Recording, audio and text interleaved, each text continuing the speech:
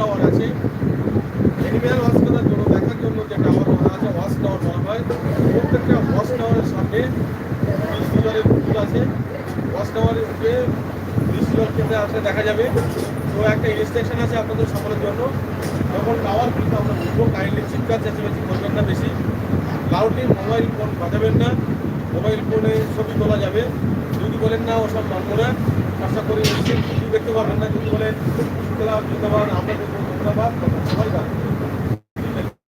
তবুও আমাদের ইনফরমেশন পাবেন, কত কিছু দেখতে পাবেন। আর নদীতে কোনো কিছু দেখবেন না, আমি বলে দিয়েছি। এটা জাতীয় সম্পদ, ওয়ার্ল্ডের সম্পদ, এটাকে রক্ষা করার দায়িত্ব আপনারা আমাদের সকলে। আর সবসময় ডাস্টবিনটা ইউজ করবেন।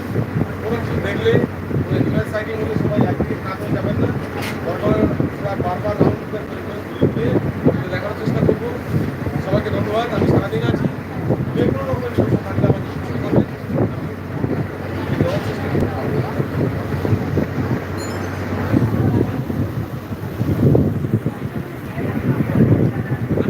সামনে কয়েকটা নদী আছে, হেরে নদী আছে, তারপরে লাস্টে আছে মাতলা নদী। মাতলা নদীর সঙ্গে মিট হয়ে ওইখানে আমরা মিট হবো। বঙ্গোসাগর আছে, তারপরে বঙ্গোসাগর, আমরা মাতলা নদীতে মিট হবো।